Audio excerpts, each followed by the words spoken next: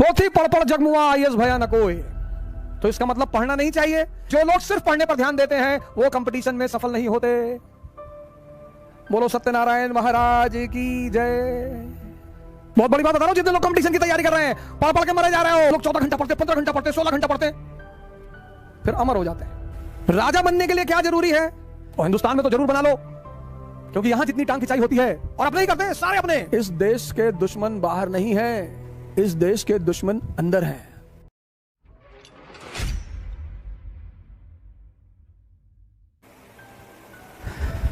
पोथी पढ़ पढ़ जगमुआ आईएएस भया न कोई, और पोथी पढ़ पढ़ जगमुआ राजा भया न कोई। तो इसका मतलब पढ़ना नहीं चाहिए। नहीं यार, हर बात में एक्सट्रीम पे क्यों चले जाते हो? राजा बनने के लिए क्या जरूरी है?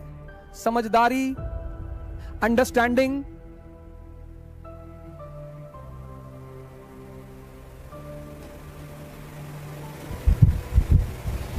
राजा बनने के लिए क्या जरूरी है? समझदारी, अंडरस्टैंडिंग। और अंडरस्टैंडिंग को डेवलप करने का जो सबसे बड़ा सोर्स है वो है पढ़ाई। और कंपटीशन में पढ़ाई चेक नहीं की जाती, अंडरस्टैंडिंग चेक की जाती है। इसलिए जो लोग सिर्फ पढ़ने पर ध्यान देते हैं वो कंपटीशन में सफल नहीं होते।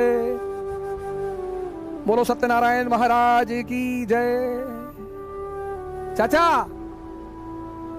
पोथी पढ़ पढ़ जगमुआ राजा भया न कोई। इसीलिए गुरुद्वारों में जाकर देखो, आदि ग्रंथ रखी हुई है। आदि ग्रंथ, गुरुद्वारा जाना चाहिए, सबको जाना चाहिए। गुरुद्वारा तो सबको जाना चाहिए, गुरु के द्वार।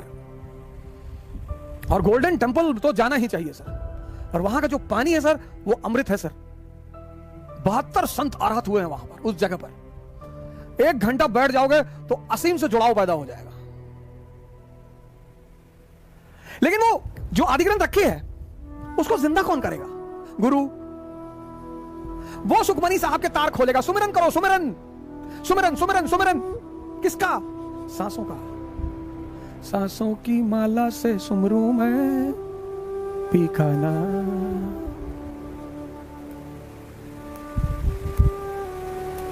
बहुत बड़ी बात बता रहा हूं, जितने लोग कंपटीशन की तैयारी कर रहे हैं, पढ़ पढ़ के मरे जा रहे हो। पढ़ो किसके लिए? समझदारी विकसित करने के लिए। राजा बनने के लिए क्या जरूरी है? समझदारी। समझदारी विकसित करने के लिए सबसे सही चीज क्या है? पढ़ाई। परीक्षा, कंपटीशन में किस चीज की जांच होती है? समझदारी की।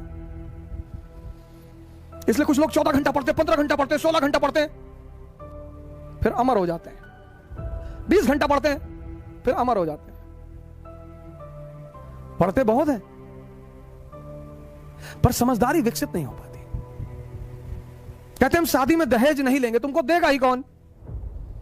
एक मेरे मित्र हैं, उनके भाई से मैं अभी इलाहाबाद में मिला। वो 36 साल के युवा प्रतिस्पर्धी हैं, 36 साल में तैयारी कर रहे हैं, यूपी पीसीएस का एग्जाम दे रहे हैं। तो विवाह उनका हुआ नहीं है, तो उन्होंने कहा मैं विवाह में दहेज नहीं लूंगा। अबे मैंने कहा तुम्हें देगा कौन? हमने कहा इसीलिए तुम्हारा सिलेक्शन नहीं हो रहा है। तुमको कौन दहेज देगा? तुम्हारी खुद की कीमत ही नहीं है। कीमत घोड़ों की लगती है, खच्चर और गधों की नहीं लगती। हाँ, खच्चर और गधों को भी कुछ मिल ही जाएगा, स्प्लेंडर मिल गया। तुम कल यूपी पीसीएस में फर्स्ट रैंक आकर कहो मैं दहेज नहीं लूंगा, तब माना जाएगा। हमने कहा तुम्हारी समझदारी डेवलप नहीं हुई, तुमको मिलेगा नहीं। हमारे बड़े सारे मित्र कहते हैं भैया हम तो जिंदगी में संतुष्ट हैं। बहुत अच्छा, वेरी गुड। हमें भैया कुछ नहीं चाहिए। मिलेगा ही नहीं। लड़ना पड़ता है सर, लड़ना पड़ता है, गाली सुननी पड़ती है, संघर्ष करना पड़ता है, डंडे खाने पड़ते हैं, रिस्क लेना पड़ता है। एक चद्दर, 5 बेड पकौड़ा, 2 बोतल पेप्सी लेकर गेट ऑफ इंडिया पे पेप्सी नहीं मना, वो पिकनिक नहीं मना सकते सर।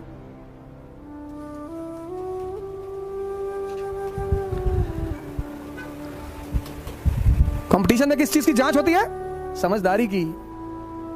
इसलिए जितने लोग सिर्फ पढ़ाई पर ध्यान देते हैं वो फंस जाते हैं, सिलेक्शन नहीं होता उनका।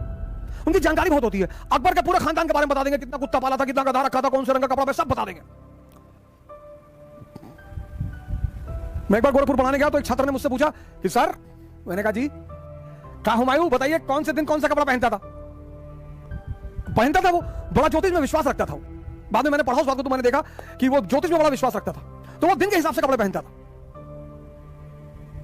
मैंने कहा भैया इतना मालूम है, बड़ा उस लड़के के चेहरे पे एक अजीब सी मुस्कुराहट थी क्लास में, बहुत तन बन के बैठा हुआ था ऐसे। ये देखा मास्टर का हालत खराब कर दी।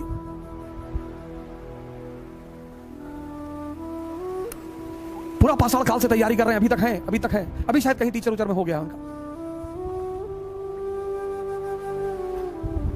संघर्ष को मस्ती बना लो, और हिंदुस्तान में तो जरूर बना लो, क्योंकि यहां जितनी टांग खिंचाई होती है, और अपने ही करते हैं सारे, अपने सारे। जिस दिन तुम नकाब हटा कर देखोगे ना, सब अपने लोग मिलेंगे। लेकिन अच्छा है सर, अच्छा है।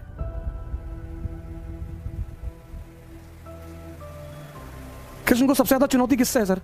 कंस से। मामा है सर। कृष्ण को सबसे ज्यादा गाली दे कौन रहा है? शिशुपाल, बुआ के लड़के हैं सर।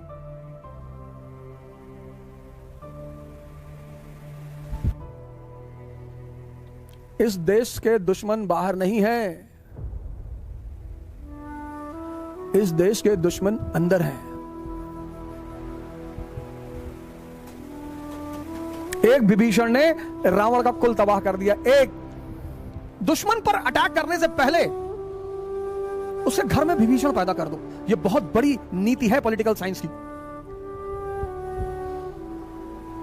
सीधे कौन लड़ता है?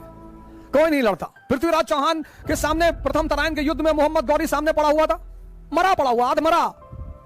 पृथ्वीराज चौहान बेचारे संस्कारी आदमी, राजपूत आदमी, बोले हम निहत्थे दुश्मन को नहीं मारेंगे। कहां लिखा है चाचा? अरे भगवान कृष्ण भीष्म पितामह को निहत्थे मरवाया, द्रोणाचार्य को निहत्थे मरवाया, कर्ण को निहत्थे मरवाया। लेकिन पृथ्वीराज चौहान ने एनसीईआरटी नहीं पढ़ी थी, और अगर पढ़ी थी तो कॉन्सेप्चुअल क्लियरिटी नहीं थी। निहत्थे को ही तो मारा जाता है। बात करने के लिए आदर्श, काम करने के लिए व्यावहारिकता। अगर काम में भी आदर्श को ले आओगे, तुम्हारा काम कभी नहीं पूरा होगा। बात करने के लिए आदर्श, बात कर रहे हैं, आदर्शवादी बातें कर रहे हैं। शराब नहीं पीना चाहिए। हर वो आदमी जो शराब पी रहा है उसको गोले मारे जाना चाहिए। सब शराब की दुकानों में आग लगा दो। पता लगा स्प्राइट के बोतल में वोदका मिलाए, 2 घूंट मार रहे।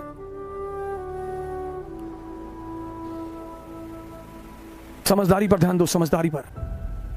कहानी यह है कि लड़ाई कोई भी हो, जीवन तो युद्ध है। हर पल, हर दिन, हर हफ्ता, हर महीना लड़ना है। अब तुम डिसाइड करोगे दुर्योधन बनकर लड़ोगे रो रो के, या कृष्ण बनकर लड़ोगे हंस हंस के। और जो हंस हंस के लड़ेगा वही जिंदगी का असली मजा लेगा। कल इसी उद्देश्य के साथ आपसे फिर मुलाकात होगी। जय हिंद।